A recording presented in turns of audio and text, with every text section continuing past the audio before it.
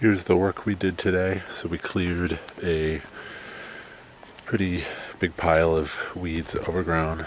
Kind of see what it looked like. That's a little bit of an idea, is that area right there. But what we cleared, we put there. That's a pretty big pile.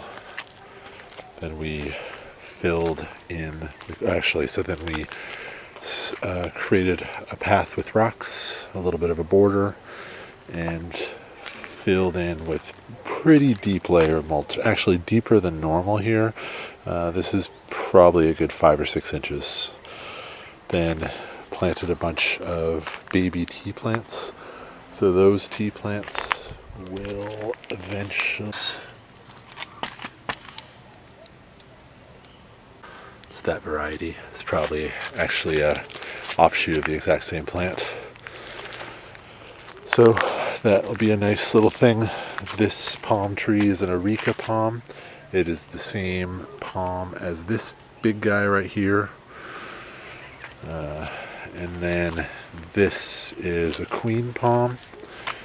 And then we've got another areca over in the corner back there. So pretty happy with this. Something that we wanted to do for a long time. This is actually the entry driveway area that was just completely overgrown. So we actually wanted to make it look nice. Looks a lot nicer now. The other big thing is we created this walkway that's going to go into the front yard, which we have just recently started working on. So got 3 new big raised beds. This is mulch with composted chicken manure in this one, and some sweet potato slips have gone in. This is mulch with chicken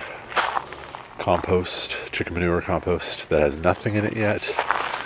And this is a smaller bed that doesn't have as much compost as it needs to get started, but we will put some trees in here and some other vegetables. I was actually thinking of planting sweet corn in here right now, which the only reason I wouldn't is because I think they're heavy feeders, and this is just mulch. Maybe I'll add another bag of compost. That's what I'm gonna do. I'm gonna plant this out to sweet corn, just for an experiment. This is our fig row. So we've got a grafted fig, tiny little cutting that I took that kind of stunted back for a while and now looks pretty good. This is the LSU fig, which does well in warm climates apparently. This is a cutting I took from this guy. So, and this is a Texas everbearing. So this is the fig bed. The idea here is to espalier it when they get big enough.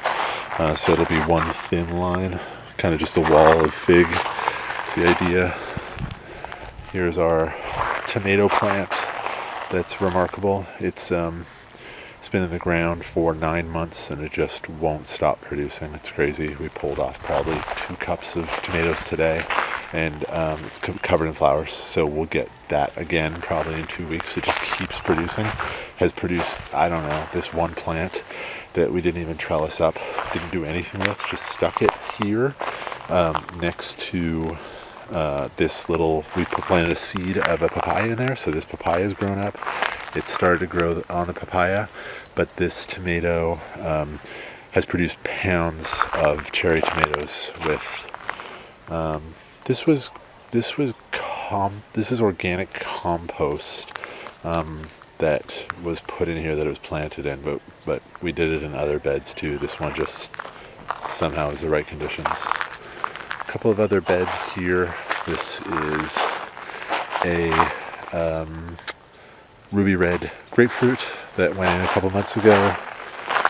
That beautiful guy right there is a macadamia nut.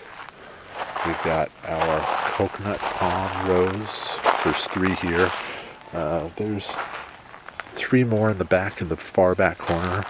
And then bought a couple at farmers markets that I have just in some mulch here to let them establish, and then I'll figure out where I want to put them. And then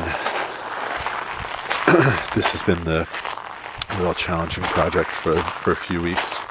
I've been pulling the rocks from this wall and building these beds. And let's take a look at what this looks like. So, kind of a walkway against the rocks here. I'll have